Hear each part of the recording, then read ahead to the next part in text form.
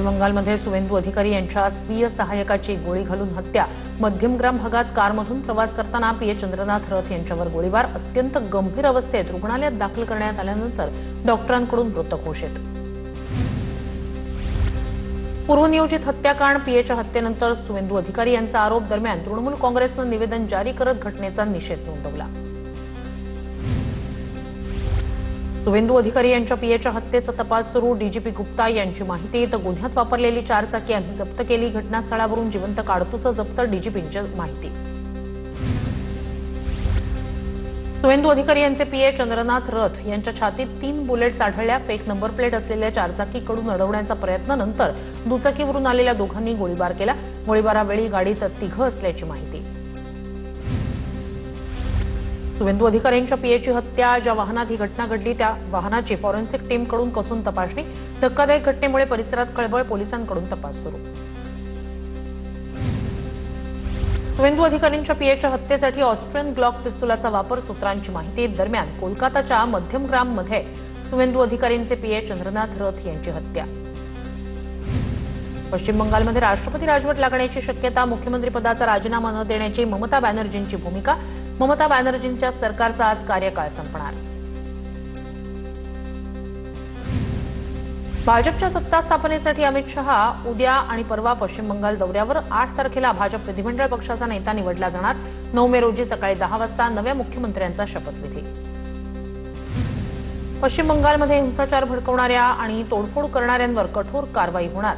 मुख्य निवडणूक आयुक्त ज्ञानेश कुमार यांच्याकडून जिल्हाधिकारी आणि पोलीस अधिकाऱ्यांना कारवाईचे निर्देश। अखिलेश यादव ममता बॅनर्जींची आज भेट घेणार। कोलकात्यात जाऊन अखिलेश यादव ममता बॅनर्जी यांची भेट घेणार। इंडिया आघाडीला मजबूत करण्यासंदर्भातील रणनीतीवर चर्चा होणार। ममता दीदी आणि अखिलेश यादव यांची संयुक्त पत्रकार परिषद होण्याची शक्यता।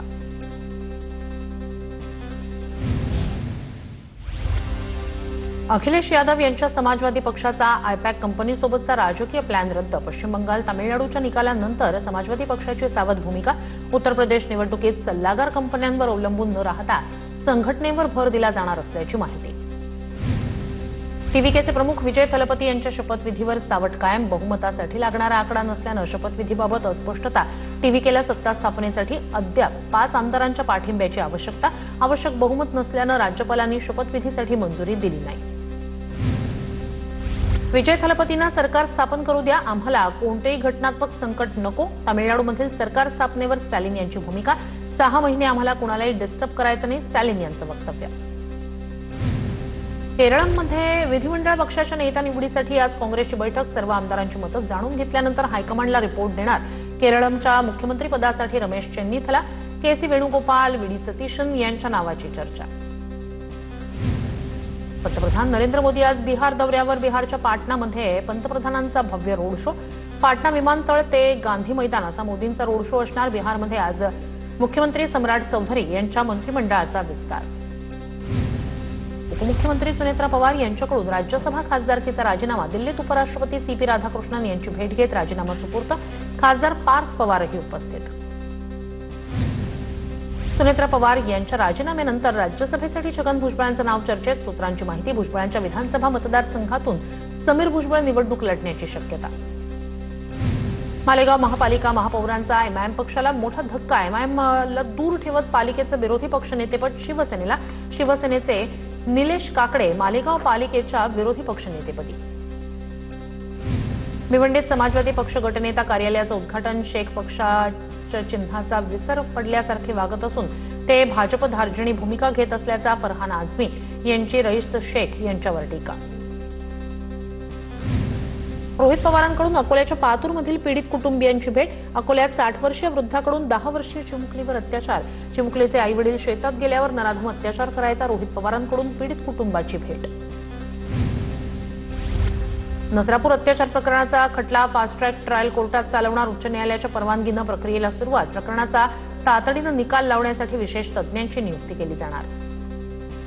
नसरापूर अत्याचार आणि हत्या प्रकरणी नंदुरबारमध्ये मूक मोर्चा। सर्व धर्मीय आणि सर्व पक्षीय नागरिकांकडून मोर्चा। आरोपीला कठोर शिक्षा देण्याची माजी खासदार डॉक्टर हिना गावित आणि रघुवंशी यांची मागणी। पुणे पर्वती अत्याचार प्रकरणातील पीडितेच्या शरीरावर जखमा आढळल्या. नराधम आजोबानं 9 वर्षाच्या नातीवर अत्याचाराचा प्रयत्न केला होता. नराधम आजोबा सध्या पोलीस कोठडीत.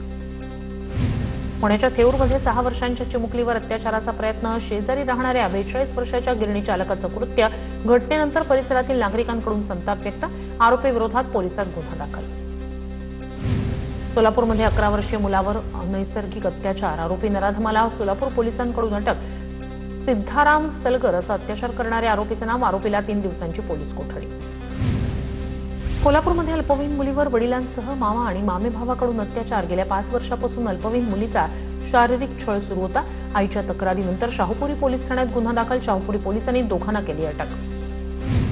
गोंदियाच्या देवरीत मुलीची छेड काढणाऱ्या आरोपीला अटक. 12 दिवस फरार असलेला आरोपी पोलिसांच्या जाळ्यात. देवरी पोलिसांची कारवाई. आरोपीला 2 दिवसांची पोलीस कोठडी. बीडमध्ये लग्नाचा आमिष दाखवून 16 वर्षाच्या मुलीचं अपहरण. बीडच्या केस तालुक्यातील धक्कादायक घटना. पीडितेच्या वडिलांच्या तक्रारीवरून आरोपी विरोधात गुन्हा दाखल. नाशिकमधील टीसीएस कंपनीतील अत्याचार आणि धर्मांतरण प्रकरणात निदा खानचा सहभाग तपासातून समोर. मुंबई नाका पोलिसांनी निदा खानला वॉन्टेड घोषित केलं. कर्मचाऱ्यांच्या धर्मांतराची जबाबदारी निदावर असल्याचा पोलिसांचा दावा. जिल्हा न्यायालयानं निदा खानचा अटकपूर्व जामीन फेटाळला. रुग्णवाहिका वैद्यकीय अधिकारी उपलब्ध नसल्यानं महिलेचा मृत्यू. गडचिरोलीच्या बुर्गी आरोग्य केंद्रातील घटनेची सीएमओकडून दखल. रुग्णवाहिकेच्या चालकाचं निलंबन. वैद्यकीय अधिकाऱ्याची चौकशी सुरू. गर्भवती महिलेच्या गर्भात 22 तास मृत बाळ ठेवल्याचा आरोप. बीडच्या परळी वैजनाथमधील धक्कादायक प्रकार. खासगी डॉक्टरनं कुटुंबाकडून अधिक पैसे उकळण्यासाठी केला प्रकार. डॉक्टरनं गर्भवती महिलेच्या गर्भात तब्बल 22 तास मृत बाळ ठेवलं. खासगी डॉक्टर कल्पना गीते यांच्या विरोधात पोलिसात तक्रार.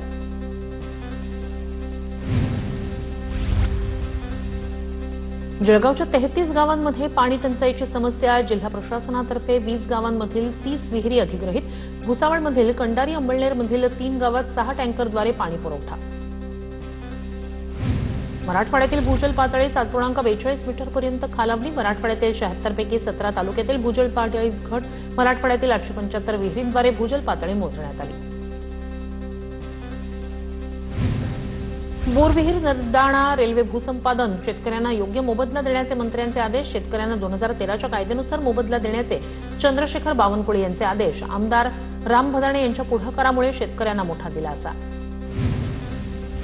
नंदुरबारमध्ये खरीप हंगामाच्या तयारीला सुरुवात. शेती कामासाठी मजूर मिळत नसल्यानं शेतकऱ्यांच्या चिंतेत भर. मजूर उपलब्ध नसल्यानं पेरणीला विलंब होऊन उत्पादन घटण्याची भीती. यवतमाळमध्ये अतिवृष्टीमुळे सोयाबीन पिकाचं मोठं नुकसान. पीक विमा योजनेतून सोयाबीन वगळण्यात आल्यानं शेतकऱ्यांमध्ये नाराजी. 12 पैकी केवळ 4 तालुक्यांना मदत जाहीर. 8 तालुके पीक विम्यापासून वंचित. सरकारनं निर्णयाचा पुनर्विचार करण्याची मागणी. छत्रपती संभाजीनगरमधील शिवाजीनगर भुयारी मार्ग ठरतोय डोकेदुखी. जड वाहनांना प्रवेश बंद करून कायमस्वरूपी तोडगा काढण्याची मागणी. दिवसभरात 8 वेळाच वाहतूक कोंडी झाल्यानं वाहन चालक वैतागले. अवजड वाहनं लोखंडी चौकटीत अडकल्यानं वाहतुकीचा खोळंबा. मोरच्या पद्मावती नगरमधील प्रलंबित रस्ता आणि भिंतीच्या कामासाठी नागरिकांचा मोर्चा. राजकीय कारणास्तव कामाला मिळालेली स्थगिती उठवून रहिवाशांची पुरापासून सुटका करण्याची मागणी. नागरिकांच्या वतीनं नगर परिषदेला मागण्यांचं निवेदन. नागपूरच्या कुहीमध्ये मुरुम माफियांचा महसूल पथकावरच हल्ला. वाळू माफियांनी नायब तहसीलदारांना 3 ते 4 किलोमीटर जेसीबीला लटकवून फरफटत नेलं. नायब तहसीलदाराच्या अंगावर ट्रॅक्टर घालत ठार मारण्याचा प्रयत्न. जेसीबी चालक मयूर थोटेला अटक. येवल्यातील शिक्षकाकडून 7 लाखासाठी संभाजीनगरमधील एकाचं अपहरण केल्यानंतर पीडितेला खोलीत डांबून मारहाण. पत्नीला फोन करून खंडणीची मागणी करत जीवे मारण्याची धमकी. बनावट नोटांच्या व्यवहारातून प्रकार घडल्याची माहिती. आरोपी ताब्यात. बँकेच्या कामासाठी गेलेल्या महिलेची दगडानं ठेचून हत्या. संभाजीनगरच्या गंगापूर तालुक्यातील गवळी शिवरामध्ये महिलेचा मृतदेह आढळला. सुमन काकडे असा हत्या झालेल्या 45 वर्षीय महिलेचं नाव. पोलिसांकडून अधिक तपास सुरू.